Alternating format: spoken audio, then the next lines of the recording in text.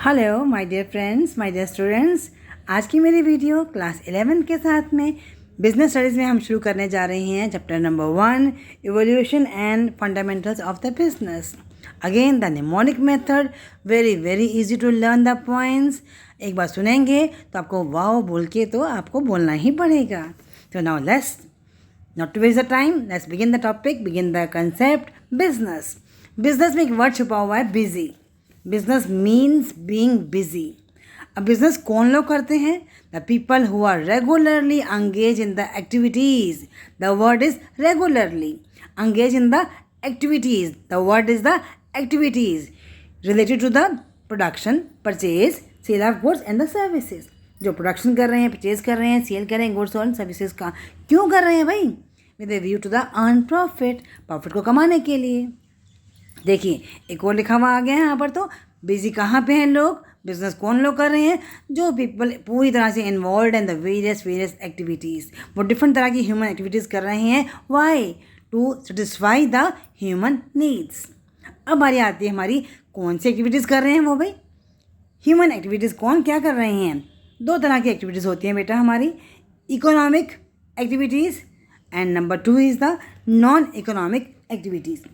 अब बारी आई इकोनॉमिक में क्या होगा? Those activities which we can earn our livelihood, जो हम पैसा कमाने के लिए करते हैं, पैसा कमाने के लिए। और जहाँ पे लव है, सिंपैथी है, पेट्रोटिज्म है, सेंटिमेंट्स है, वो होती है हमारी नॉन इकोनॉमिक एक्टिविटीज़।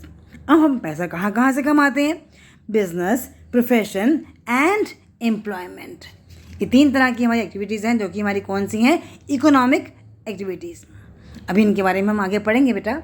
अब नॉन इकोनॉमिक में क्या क्या आ सकता है? Social, religious, parental and patriotic. जहाँ पैसा कमाना नहीं है बल्कि आपका सेवा भावना है। ठीक है ना? अब आगे बढ़ते हैं। इन दोनों में एक्चुअली में डिफरेंस क्या है? डिफरेंस तो है ये, एक तो हमारा लाइवलीहुड के लिए हो रहा है, दूसरा हमारा लव और सिंपैथी से अराइज हो रहा है। तो बेटा हमेशा मैं पहले भी बोलती हूँ आपको, जब भी क्वेश्चन में डिफरेंस आता है तो ड्रॉ द लाइन फर्स्ट। तो ऑब्जेक्टिव क्या है? Which are perform to earn money to create wealth are the economic activities. जहाँ पे ऐसा कुछ भी नहीं है, जो हमारी साइकोलॉजिकल नीड्स को हम सेटिस्फाई कर रहे हैं, वो हमारी नॉन इकोनॉमिक। ठीक है ना? जहाँ प्रोडक्शन हो रहा है, रिसोर्सेज को हम इनपुट से आउटपुट बना रहे हैं, कुछ भी कन्वर्जन हो रहा है, लेकिन जहाँ पे हमारा ऐसा कुछ भी काम नहीं हो रहा, कुछ ऐसे रिटर्न नहीं मिल रहा, बल्कि जस्ट और जस्ट हमारी लव सिंपैथी से जो अराइज हो रही है हमारी, वो होती है हमारी non economic activities. A teacher teaching in the school, doctor patients को ट्रीट कर रहा है क्लिनिक में, अपने वर्कर फैक्ट्री में काम कर रहा है, ये सब हमारी क्या है? इकोनॉमिक। जहाँ टेम्पल पे हम कुछ भी हम दान दे रहे हैं, प्रेयर कर रहे हैं, हमने एक ब्लाइंड मैन को सड़क पार करवा दी, जिसमें हमारा पैसा अर्न करना नहीं है बल्कि सिंपैथी है, लव है, कुछ भी ऐसी भावना है जिसमें हमारा पैसा कमाना तो नहीं आएगा। These are all called the non economic activities. अब बारी आती है कि हमारे बिजनेस के फीचर्स क्या हैं? Nature, feature, characteristics of the business. कैसे याद करें भाई? हमारे पास तो पॉइंट्स हमें ऐसे याद करने हैं। पॉइंट्स तो हमारे हैं 7। तो हमने याद किया न्यूमेरिक मेथड से EEPPUSD। EEPPUSD आई ना स्माइल फेस पे? चलो ठीक है ना, ये हमारे हो गए 7 पॉइंट्स। अब देखना ये है कि इस EEPPUSD से बार बार अगर मेरे पीछे बोलते जाओगे ना तो आपको याद भी हो जाएगा। राइट? अब EEPPUSD, इनसे हमारे क्या क्या पॉइंट्स बन रहे हैं? पहला ई से बना हमारा इकोनॉमिक एक्टिविटी। अभी मैं बता के हटी हूँ आपको, इसका ऑब्जेक्टिव क्या है? To earn money, to earn the livelihood. जहाँ पे लव, सिंपैथी, अफेक्शन, इन सब का कोई प्लेस नहीं है, देयर इज़ नो प्लेस। जहाँ पे सेल, एक्सचेंज, परचेज, प्रोडक्शन, ये सब हमारा होगा to earn the money, to earn the human wants को हमने सेटिस्फाई करना है। जहाँ पे हमारा प्रॉफिट अर्निंग जो है वो प्रॉफिट अर्निंग जो हमारा मेन ऑब्जेक्टिव होगा, they are called the economic activity, जो भी हम पीछे पढ़ के भी आए हैं। Number 2 is the element of risk. जब हम बात कर रहे हैं बिजनेस की, वहाँ रिस्क तो होगा ही होगा, रिस्क तो होगा ही होगा। और रिस्क कितना होगा वो तो अनसर्टन है ना? और जहाँ हम ये बोलते हैं कि there is no risk no profit, risk तो बियर करना ही पड़ेगा आपको। जैसे मान लीजिए कोई ऐसे फैक्टर्स हैं, आपके कस्टमर्स के टेस्ट में चेंज हो गया, फैशन में चेंज हो गया, प्रोडक्शन ऑफ मेथड्स बदल गए, लॉकआउट, स्ट्राइक्स, कुछ भी हो सकता है। There are all kinds of risks. ये हम टॉपिक आगे पढ़ेंगे बेटा। Number 3 is the production of goods and services. Business में हम क्या करते हैं? Production, procurement of the goods and services. वो गुड्स का मतलब क्या होता है बेटा? तो डेली कंजम्पशन गुड्स, जिन्हें हम कंज्यूम करते हैं डेली बेसिस पे, शुगर, घी, पेन, जो आप भी इस्तेमाल करते हो ना, they are called the consumable goods. Capital goods में मशीनरी, फर्नीचर वगैरह, राइट। अब बारी आती है पी की। पी मतलब profit making, profit earning. Main objective ही बिजनेस का क्या है? To earn money, to earn income by way of the profit. कोई भी बिजनेस सर्वाइव नहीं कर पाएगा लॉन्ग टाइम तक without the profit. So profit is the, कितना प्रॉफिट हम कमाएं? हम कहते हैं भी तो मैक्सिमम प्रॉफिट कमाओ, उसके वॉल्यूम को बढ़ाओ जिसमें हमारी कॉस्ट, रिस्क कवर हो जाए। Next is the you. You is the uncertainty. ये तो मालूम है बेटा आपको, फ्यूचर इज अनसर्टन। फ्यूचर क्या है? Uncertain. There is a possibility of losses being incurred, लेकिन आप अपने बेस्ट एफर्ट्स करके अपने रिटर्न्स को स्ट्रॉन्ग करोगे, राइट। तो this is called the, next is the S. S में क्या होता है? सेल।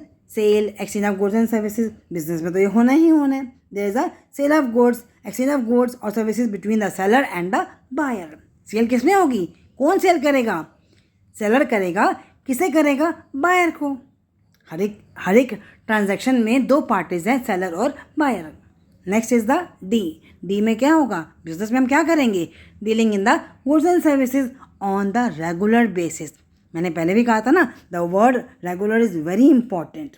ऐसा नहीं है कि आपने आज एक कोई भी साइकिल बेच दी और प्रॉफिट कमा लिया, अब बोलोगे wow I am a business man now. No, वो डीलिंग्स, वो सब ट्रांजैक्शंस, वो सब क्या होना चाहिए आपका? On the regular basis. Paper में ऐसा क्वेश्चन आता है कई बार, या स्टडी में भी आता है, ठीक है ना।